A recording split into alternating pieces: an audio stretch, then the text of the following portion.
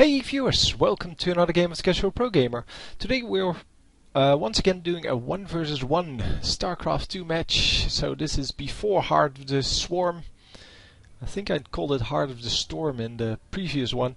Anyway, this is Lioness or QnkLionS against mTLfischer. I don't know what the sign is that's in between their names. So the is where the equal sign with line through it. I think it's just a funny thing to do. Anyway, it's another Zerg versus Protoss. We already saw one today because I found that the previous one was so short that I wanted to do another one.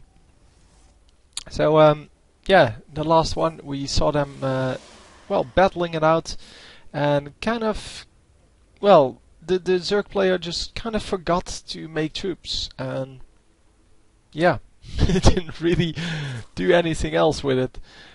So it wasn't really a spectacular match, and hopefully this one will be better. So yeah, kind of the standard build, going for a pylon first, then going either into come on, Nexus or Forge, depending on who is up against, well, in this case, a Zerg player. Wow, I'm really not into it today. Yeah, the Zerg player going for spawning pool before hatchery, so that might be difficult to defeat, but then again, it's a big map, and yeah, he hasn't been scouted yet. So the enemy doesn't know where he is, and you can see that from the fact that he's scouted over here. So sometimes you have forced cross positions, which means that if one spawns over here, the other one spawns over there. And if one spawns over here, the other one spawns over there. Or wherever. I think it's here and here. Something like that. No, it is in fact here and here. Yeah, on the high ground. So it says 4. There it is, and 1.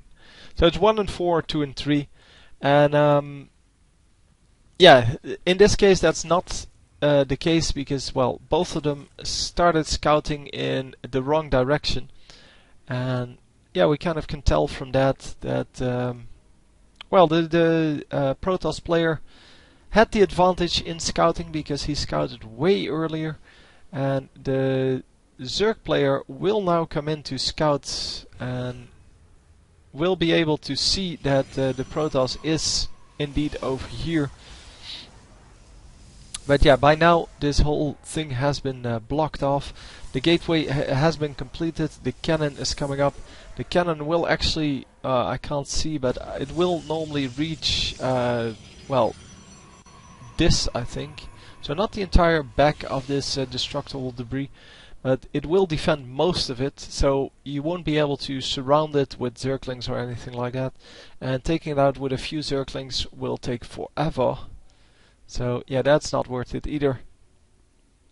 So yeah, he's defending all of this with just one cannon, and he can do that because, well, this Zealot is going to get into this gap, and, well, all of the Zerglings will try to attack the Zealot, but won't be able to because, well, only 2 of them or 3 of them will be able to hit the Zealot, and unless you micro them, yeah, to attack something else, you won't be able to, well, to attack any of the buildings, or they won't attack any of the buildings, and that's why one cannon is just normally enough. And let's see, so another hatchery coming up here for our Zerg player. Protoss player just going to increase his tech as usual, cybernetic score going into stalkers, and he does have that one Zealot, but the rest is going to be stalker, and a few sentries, because a sentry can block this part when there's a huge wave incoming of Zerglings. It can just put down a force field and you'll be fine. So lots of drones here, actually a whole bunch of drones. That's a little bit too many, I would say. But yeah, well, they're the pros, they know what they're doing. maybe not super pros, maybe not like tournament winning quality yet, but they at least play this game enough to well, to know what they're doing. So yeah, the Stalker on patrol here, and it's going to see the Overlord trying to float in, trying to get some information, and actually taking out, well, most of the Overlord's health, and yeah, then going to withdraw this to the front.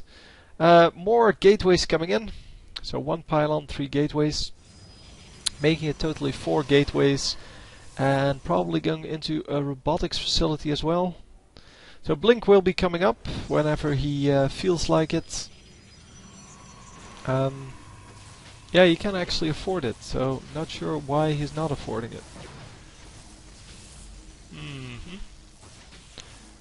And there goes that. So I don't know why he's not buying it here. Maybe he's just building the thing for... Yeah, maybe he just wants to get the ground weapons level 2 out really quickly. I don't know. Oh no, there goes the blink. Yeah, okay. Finally. Now I understand it again. So yeah, we have kind of nothing out here. Even though he can produce some Stalkers. Oh, these are not ready yet. Now he can produce a bunch of Stalkers. And there they are. Come on, you can produce one more, right? Yeah, come on. Warp him in. No, he just has that on a hotkey and just uses that once every now and then. Oh, did he just lock in his probe? Yep, he did. Excellent. Anyway, Dark Shrine coming up, and that means we will be seeing some Dark Templar, and they are already out. Yeah, I forgot to follow this. I wanted to show you a little bit of different perspective this time. A little bit of yeah, of what these guys go through in building up their base. You see that more gateways are coming up. You can actually support 3 to 4 gateways per base, depending on what you're doing with them. You can also go 2 gateways and a robotics facility. And of course it all depends on what you're mining, so how many probes you have mining, or well, and what you're producing. So if you're producing a lot of Zealots, then that's a lot cheaper than producing Dark Templar. So the Dark Templar actually morphed into an Archon, it seems. And that is kind of strange, because Dark Templar are really good. Oh, he had an Overseer out. Probably already noticed that. He probably already attacked something. So the destructible debris is going to get taken down, and now he has free movement between his 2 bases. Going to take out this army, or at least attempt to, but the force field's preventing him from reinforcing that, at least, well, very easily. And yeah, the Stalkers keep streaming in here, but I think the Roaches are stronger than the Stalkers at this point. Yeah, there are just, well, no, there are more Stalkers for the moment than there are Roaches.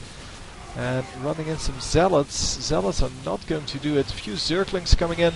The Zerglings are of course really good against the Stalkers, because they are really small. You have to individually attack them, and yeah, Stalkers do extra damage against armored, and they're not armored. As you can see, versus armored, 4 more damage, and these guys are armored. But yeah, very nice reinforcements there.